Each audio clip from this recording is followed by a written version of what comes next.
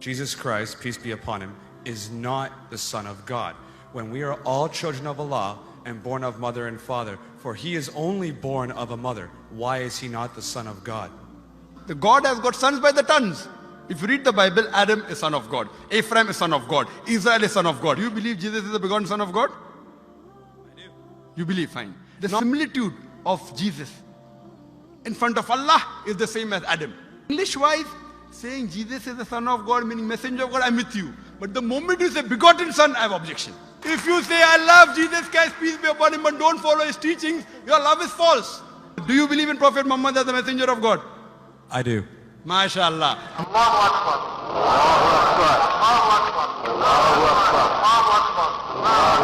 Assalamu alaikum wa rahmatullahi wa barakatuh. Next question over here. Hi, yes. My name is Patrick. I'm a student at Centennial College. My question is, in Islam it says, Jesus Christ, peace be upon him, is not the Son of God. When we are all children of Allah and born of mother and father, for he is only born of a mother, why is he not the Son of God? Brother Patrick asked a very good question, a very important question. He said that why in Islam is Jesus Christ, peace be upon him, not considered as Son of God? When we all are children of God, he being born of a virgin woman, all the more reason should be. See brother, if you tell we are children of God, in that way I've got no problem at all.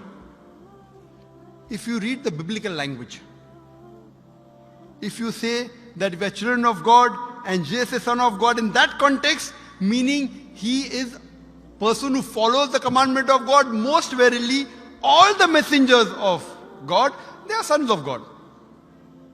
But the problem is, if someone says he is not a normal son, but he is the begotten son, then there's a problem. Because if you read the Bible have got sons, the God has got sons by the tons. If you read the Bible, Adam is son of God, Ephraim is son of God, Israel is son of God. It's mentioned in the book of Romans, chapter number 8, all those who are led by the Spirit of God, they are sons of God. That means if you follow the commandment of God, you're a son of God. I've got no problem with that phrase at all. But today, that phrase has been misunderstood. You know, for example, if a young son asks me a question, I said, Beta, son, it's a very good question. He won't mind because I'm elderly, you know. But if I say that begotten son, that means I'm insinuating him. You know, maybe he'll punch me. Fine. So what you realize, that using the phrase son of God, in the context that we are children of God, we have no problem. So in that context, all the human beings who follow the commandments of God can be called children of God. No problem. But what the Christian says, that no, Jesus Christ, peace, but it's not a normal son. And he quotes Gospel of John, chapter number 3, verse number 16. For God so loved the world that he gave his only begotten son. Whosoever believeth in him shall not die but have everlasting life. Correct, brother? So do you believe Jesus is the begotten son of God? I do. You believe, fine. Now this verse which I quoted, Gospel of John, chapter number 3, verse number 16, it's from King James Version. For God so loved the world that he gave his only begotten son. Whosoever believeth in him shall not die but have everlasting life. Now when you read the Revised Standard Version of the Bible, revised by Thaidu scholars, Christian scholars of the highest eminence, backed by 50 different cooperating Christian denominations, they say that this word begotten is an interpolation, it's a fabrication, it's a concoction, it's an adulteration. Who's saying? Not Muslims, not Hindus.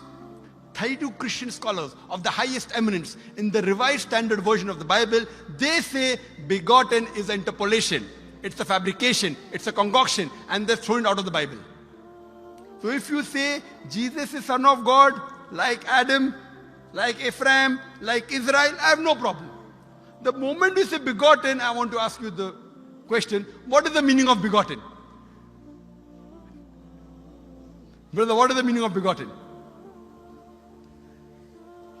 You know, begetting is an animal act. It's the function of lower animals of sex.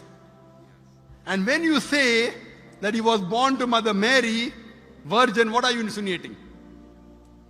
And if you say, because Jesus Christ, peace be upon him, is God or Son of God, because he was born to Mother Mary, Quran gives the reply in Surah Imran, chapter number 3, verse number 59. Inna masala Isa indallahi ka masala Adam. Khalaqa min turab summa qala lahu kun fayakun. That when they say the similitude of Jesus in front of Allah is the same as Adam. They were born from dust and said, be and it was. If you say that Jesus Christ is God because he had no father and only mother, then Adam, peace be upon him, is a greater God. He had no mother and no father according to the Bible. MashaAllah, you're clapping. I like it. So if you say Jesus is God because he had no father, only mother, Adam is a greater God, peace be upon him. He had no mother, he had no father. I never referred to him as a God, but son of God. That's right. Fine.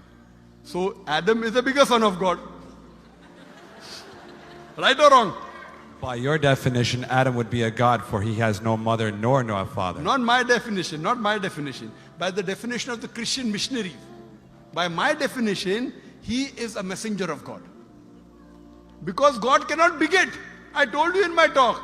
Lam yalid wa lam yulad. He begets not, nor is he begotten. The moment God begets, he is not God. Son of God meaning pious person, I agree.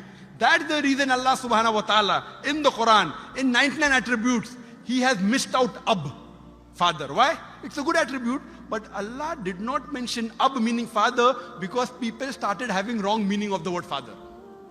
So he used a more difficult word Rab, but did not use Ab. Logically it's fine, but Almighty Allah subhanahu wa ta'ala purposely did not use the attribute Ab in the Quran because people will misunderstand. That's the reason English-wise, saying Jesus is the son of God, meaning messenger of God, I'm with you. But the moment you say begotten son, I have objection. So you say Jesus is a messenger of God, I say peace be upon him after his name. So I respect Jesus Christ, peace be upon him, more than you, Brother Patrick. Because when I take his name, I have to say peace be upon him. If I do not say that, I'm wrong. So I love Jesus Christ, peace be upon him, more than you. I follow his teaching more than you. And if you want, I can prove it to you. That's a different argument, not for tonight. Sorry? That's a different argument and not for tonight. Okay, fine. I'll give you a few things. Jesus Christ, peace be upon him. Fine? If you read the Bible, he was circumcised on the 8th day. Fine? Majority of all the Muslims are circumcised, the Christians aren't. So if you say Christian means a person who follows the teachings of Jesus Christ, peace be upon him, then it's mentioned in the book of Leviticus, chapter number 11, verse number 7 to 8. It's mentioned in the book of Deuteronomy, chapter number 14, verse number 8. You should not have pork. It's mentioned in the book of Isaiah, chapter 65, verse number 2 to 5. Should not have pork. Muslims don't have pork. Most of the Christians have pork. If you read the book of Ephesians, chapter number 5, verse number 18, in the book of Proverbs, chapter number 20, verse number 1, it says you should not have alcohol. Muslims as a whole don't have alcohol. Most of the Christians have alcohol. If you say Christian means a person who follows the teachings of Jesus Christ, peace be upon him, we Muslims are more Christian than the Christians themselves. We love him. We respect him. If you say, I love Jesus Christ, peace be upon him, but don't follow his teachings, your love is false. We, therefore, mashallah, I love Jesus Christ, peace be upon him, more than most of the Christians. Because I follow his teachings, I respect him, I revere him. And Jesus Christ also said, in the Gospel of John, chapter number 16, verse number 11 to 14, I have many things to say unto you, but ye cannot bear them now. For he, when the Spirit of truth shall come, he shall guide you unto all truth. He was talking about Prophet Muhammad to come. So Jesus Christ, peace be upon him, said, you have to believe in the last and final messenger, Prophet Muhammad sallallahu alaihi wasallam. So even that way I'm following Jesus Christ, peace be upon him. I believe in Prophet Muhammad. Do you believe in Prophet Muhammad as the messenger of God? I do. MashaAllah. Now you're more closer to... Allahu Akbar. Allahu Akbar. Subhanahu wa ta'ala. Now he wants to say the Shahada, and then we will move from it and say, Ashhadu an la ilaha illallah, la ilaha illallah, illallah, illallah, wa ashhad an Muhammad, Rasulullah. Rasul, Allah. I'm more excited than him. Allahu Akbar. Allahu Akbar. Allahu Akbar. Allahu Akbar. Allahu Akbar. Welcome your brothers and your family. Welcome in. Children of Islam. Children of God. Jazakumullah khair. And Allah, Allah, Allah, Allah, Allah, Allah, Allah, Allah, Allah,